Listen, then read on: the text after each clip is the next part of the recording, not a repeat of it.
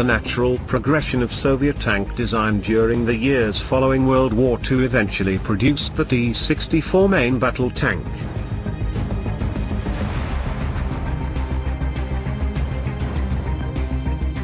The T-64 showcased qualities already having been proven in the wartime T-34's successor, the T-54.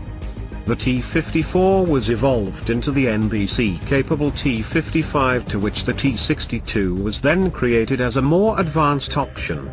However, the T-62 failed to surpass the T-54 T-55 series in both combat exposure and sheer production numbers, totaling 22,000 examples to the original's grand estimation of 85,000 to 100,000 units produced.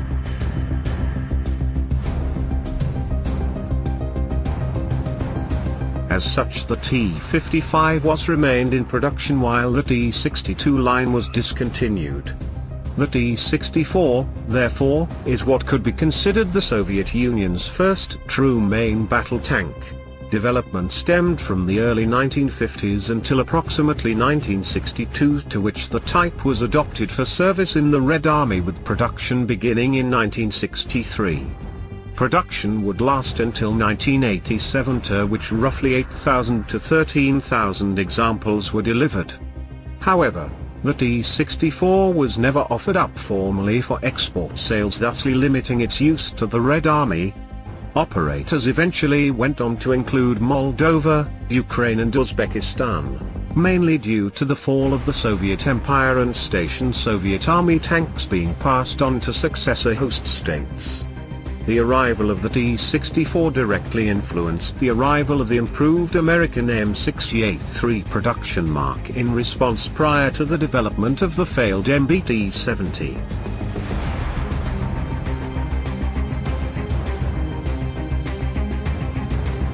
The T-64 was born of a prototype not unlike the T-54, 55 or 62 series before it. There were many notable exceptions in its design to help differentiate it from the former examples. The 5 large road wheels consistent with earlier Soviet tanks were dropped in favor of 6 small road wheels to a track side. While the previous designs all lacked track return rollers, the T-64 prototype involved as many as 4 along the upper track region. The drive sprocket was now relocated to the rear of the hull with the track idler at the front. The hull was suspended by an effective and advanced torsion bar suspension system. The driver's position was now centered at the front hull as opposed to front left. The turret was largely reminiscent of the one featured on the T-62, and original armament was the same 115mm smoothbore main gun. The T-64's gun was the D-68, while a pair of snorkels could be erected prior to entering bodies of water for amphibious crossings.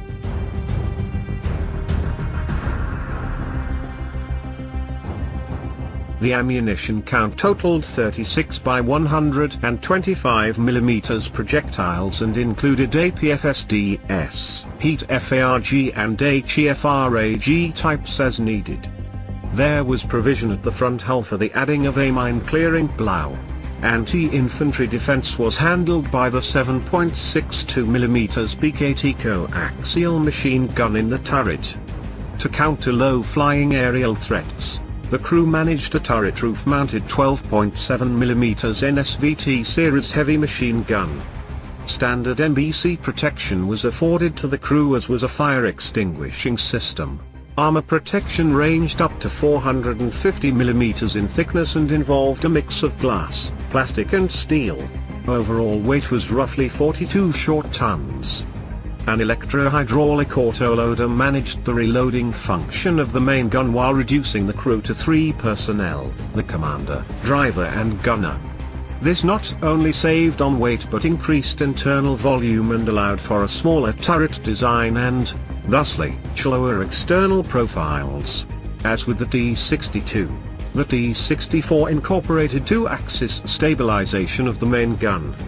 Protection was afforded by the aforementioned composite armor designed to counter the new 105mm guns of Western tanks.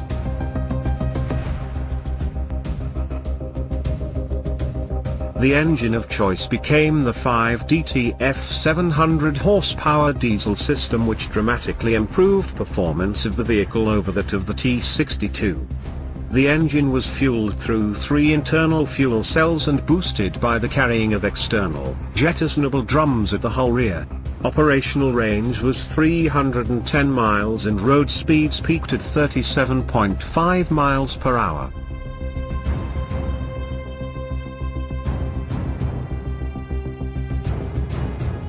Production of the T-64 series was ordered out of the Meleshev factory at Kharkiv, Ukraine, in October of 1963, and initial models were all armed with the stated 115mm smoothbore main gun system.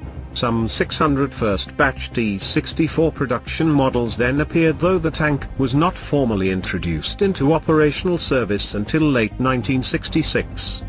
The T-64 was not seen outside of Russian borders until it was deployed in East Germany in 1976 with the Guards Armored Division, group of Soviet forces.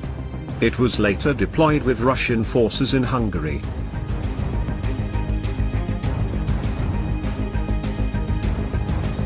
While production of the T-64 was ongoing, engineers worked on a revised form to better meet the demands of the modern battlefield. Key to this new development was the incorporation of the large 125mm D81T series main gun attached to an autoloader. The larger 125mm ammunition naturally took up more internal space than the 115mm projectiles, but this was offset by the lack of a fourth crew member. The suspension system was improved and side armor skirts were issued to protect the critical running gear from damage. Onboard stowage was increased due to the lack of internal space for the crew's personal effects. Later upgrades improved the fire control system, night vision capability and communications. The new production form came under the designation of T-64A, while the requisite command tank version became the T-64AK. This version brought about additional communications equipment as well as an identifiable telescoping mast for the loss of the 12.7mm turret anti-aircraft machine gun.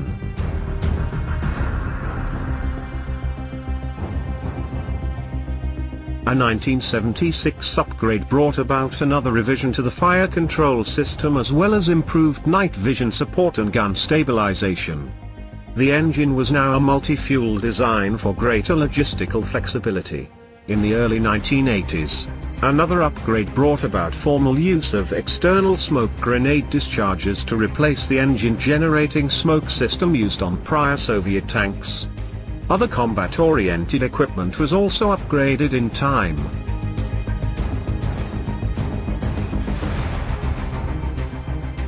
The only documented combat actions involving T-64s have occurred in Soviet hands against Chechen rebels. For the T-64 was largely issued to special frontline units, which limited its combat reach and foreign availability due to its advanced features.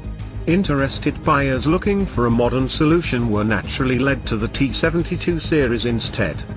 The T-64 was not without its limitations, for it still retained the poor hull-down shooting quality of the T-54, 55 and 62 series before it. Additionally, the fighting compartment remained cramped and rather utilitarian. The lack of a fourth crew member also added strains on the remaining 3 crew. The selection of an autoloader for the main gun brought about production and reliability issues in the long run, while the complex suspension system was also noted for issues in the field.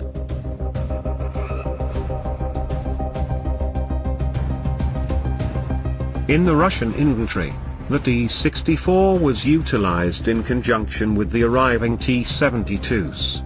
After the fall of the Soviet Union, Ukraine inherited approximately 2,350 T-64 combat tanks. They then proceeded to upgrade these through several modernization programs which are still in service today. Uzbekistan manages roughly 100 of the Mark. While the T-64 shares an outward similarity to the T-72, The T-64 is differentiated by the infrared searchlight to the left of the 125mm main gun. Subtle differences are also apparent in the track width, which is slimmer than on the T-72, and the overall shape of the turret itself.